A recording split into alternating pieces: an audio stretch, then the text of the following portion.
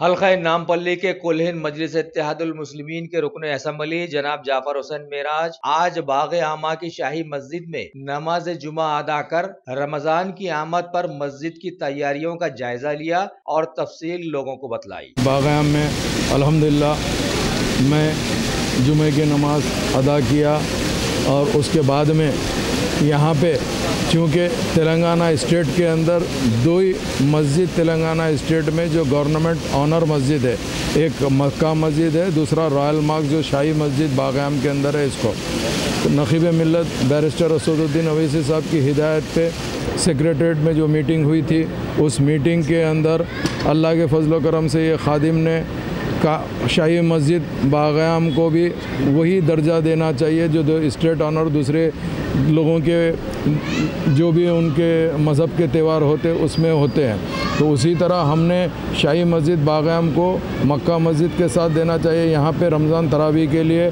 Temporary shade flooring का इंतज़ाम किया गया है और मस्जिद के अंदर कूलर्स की जितनी कमी थी वो कूलर्स के लिए कहा गया है, वो कूलर्स भी मस्जिद में आ जाएंगे। एसी के लिए कहा गया है और मस्जिद के अंदर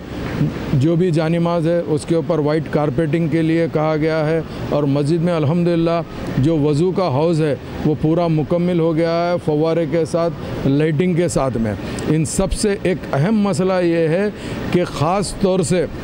रमज़ान के महीने में ख़वातीन तरावी पढ़ने के लिए कुछ मखसूस मस्जिद को जाते हैं, जिसमें शाही मस्जिद का भी एक बहुत बड़ा नाम है। तो उसके लिए हम हुकूमत से नुमाइंदगी करके बाजू एक हाल जो ज़माने से बरस से बंद रहता था, पिछले साल भी खुलाए थे, ये साल हम ख़ास तौर से वो हाल को पूरा मुकम्मल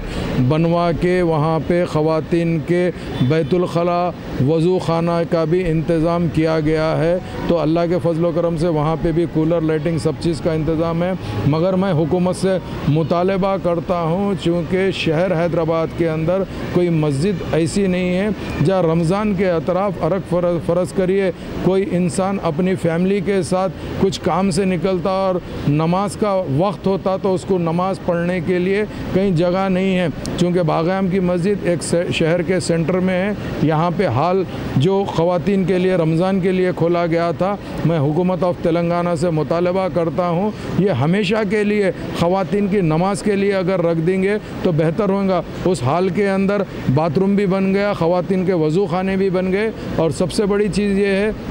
जितने कैमरे हैं उसका सर्वर रूम भी वहाँ पे रखा गया है, उसकी ऑपरेटिंग का सिस्टम भी वहाँ पे रखा गया है। तो मुझे उम्मीद है ये हुकूमत ज़रूर इस तजवीज़ को कबूल करते हुए ख़वातीन के नमाज का हमेशा के लिए इंतज़ाम करेगी। मेरे साथ में ख़तीब मस्जिद और इमाम मस्जिद भी मौजूद है और हमारे उमर जलील साहब माइनॉरिटी वेलफेयर के सेक्रेटरी मौजूद है, GHMC के deputy commissioner, executive engineer, electricity तमाम ऑफिसर के साथ साथ मजलिस इत्तेहादुल मुस्लिमीन के सदर मुतमदीन, एक्टिव वर्कर, चाहने वाले, मुसल्लियाना मस्जिद बागआम तमाम के तमाम ये नेक काम के लिए आगे बढ़ के आए हैं। मैं इन सब का शुक्रिया अदा करता हूँ और उसके